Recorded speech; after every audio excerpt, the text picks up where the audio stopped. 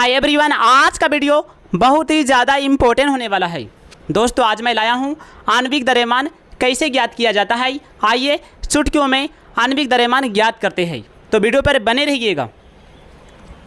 निम्न यौगिकों का आणविक द्रव्यमान ज्ञात करें, ये सवाल दिया है, इनका हमें आणविक द्रव्यमान ज्ञात करना है। दोस्तों ध्यान दीजिएगा, आणविक द्रव्यमान आप चुटकियों में ज्ञात कर सकते हो।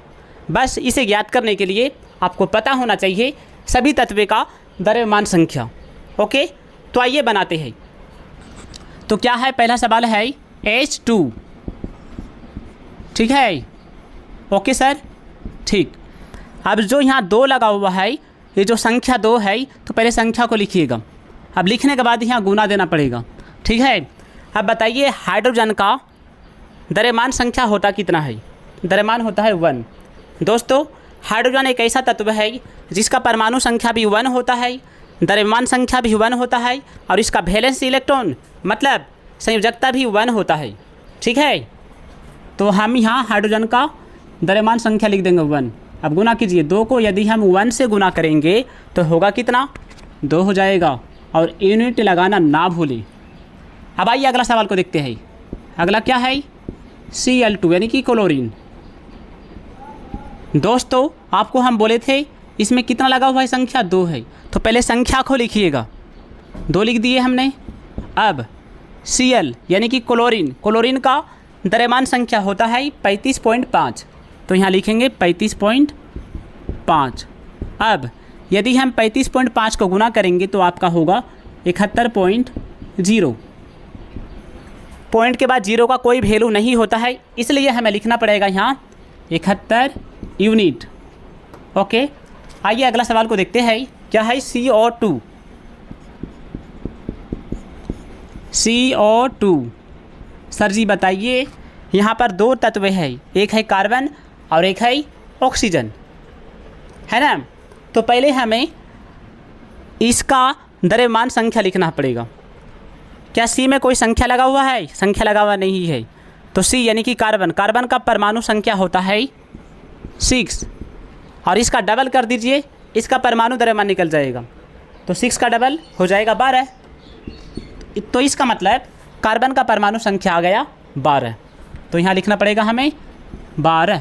फिर देखिए, जब हम दूसरा तत्व में जाएंगे, जैसे हम लोग जा रहे हैं कार्बन से ऑक्सीजन में, ठीक है ना, तो जैसे ही हम दूसरा तत्व का पास जाएंगे तो वहाँ प्लस लगाना है, तो यहाँ लगाना है प्लस। अब यहाँ सर O2 है, O2, O में 2 लगा हुआ है, तो पहले 2 को पहले लिखना पड़ेगा। अब लिखने के बाद यहाँ गुना दीजिएगा। अब बताइए सर जी, O यानी कि ऑक्सीजन, ऑक्सीजन का परमाणु संख्या होता है 8, तो इसका द्रव्यमान संख्या कितना होगा? इसका डबल कर दीजिए, 8 का डबल 16 हो जाएगा, ठीक है ना। लेकिन कुछ ऐसा तत्व है जिसको आपको याद करना पड़ेगा, जैसे कि क्लोरीन हो गया, क्लोरीन का द्रव्यमान होता है 35.5, और हाइड्रोजन हो गया, इस सब को आपको याद रखना पड़ेगा, ठीक है ना। बाद बाकी में सब ठीक है। अब देखिए इसका क्या होगा? द्रव्यमान हो जाएगा 16। अब बताइए, 12 का 12 प्लस 16 दूना 32। अब जोड़िए, 2 और 2 4, 3 और 1 कितना होगा? 4 हो जाएगा यूनिट। अब अगला देखिए क्या है? CH4। CH4, C यानी कि कार्बन, कार्बन का परमाणु द्रव्यमान होता है 12। जैसे ही हम दूसरा तत्व के पास जाएंगे तो हमें लगाना पड़ेगा प्लस। हम यहाँ का क्या कर रही है? C से H का पास जा रही है, तो इसलिए हमें लगाना पड़ेगा प्लस, तो लगा दिए प्लस। अब H का पास क्या है सर? 4 है, तो यहाँ 4 लगा दिए, गुना हाइड्रोजन का परमाणु संख्या, परमाणु द्रव्यमान होता कितना है? 1 होता है, 1। अब बताइए यहाँ 12 है प्लस 4 गुना 1, तो क्या होगा? 4, 12 4 16, 16 यूनिट। समझ में आ रहा है ना। अब अगला बताइए क्या है सर? अगला है C2H6, C2H6, ठीक है। C2H6 बताइए, C2 यानी कि इसमें संख्या लगा हुआ है, तो पहले संख्या को लिखना पड़ेगा, 2 लगा दीजिए। जैसे ही कोई संख्या को लिखा जाता है तो वहाँ गुना देना पड़ता है, सिस्टम ऐसा।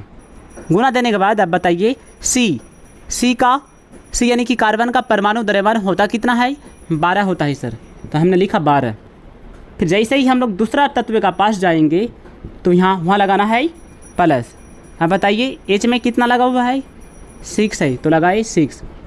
अब हाइड्रोजन का परमाणु द्रव्यमान होता है 1, अब गुना कीजिए, 12 दूना 24 और 6 एकम 6, 24 और 6 कितना होगा, 30 यूनिट हो जाएगा। समझ में आ रहा है ना। अब अगला क्या है देखिए, C2H4 है, C2H4 बताइए, यहाँ 2 है, 2 लगा दिए, गुना कार्बन का परमाणु द्रव्यमान 12 होता है, फिर लगाए प्लस। अब हाइड्रोजन में 4 लगा हुआ है तो लगाना पड़ेगा 4, गुना H का परमाणु द्रव्यमान होता है 1, तो बोलिए क्या होगा, 12 दूना 24 प्लस 4 एकम 4, तो कितना होगा, 24 और 4 आपका हो जाएगा 28 यूनिट। ओके। अब अगला देखिए, अगला है NH3।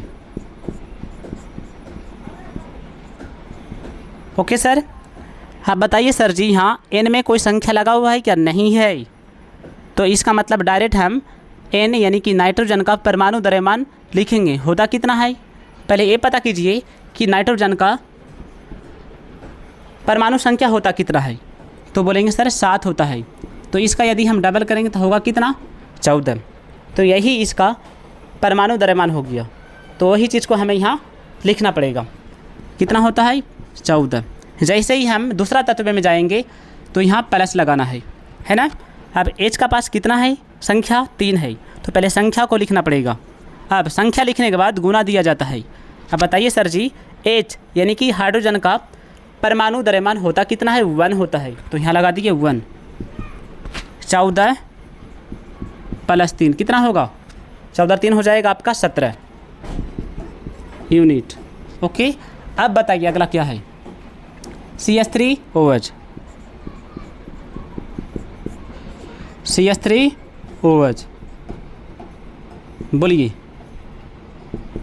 C यानी कि कार्बन का परमाणु द्रव्यमान 12, दूसरा तत्व का पास जा रहे हैं इसलिए लगाना पड़ेगा प्लस। अब H में है 3 तो लगा है 3, H का 1 प्लस, फिर ऑक्सीजन का परमाणु द्रव्यमान होता है आपका 16, फिर प्लस H का 1, अब जोड़िए 12 प्लस 3 एकम 3 प्लस 16 प्लस 1 कितना होगा सर, 12 3 हो गया 15, ठीक है, 15 और 1 16, 16 16 हो गया 32, 12 3 15, 15 और 1 16, 16 और 16 32 यूनिट। प्यारे दोस्तों, यदि वीडियो आपको समझ में आया हो तो वीडियो को लाइक कीजिएगा और हमें फॉलो ज़रूर कीजिएगा।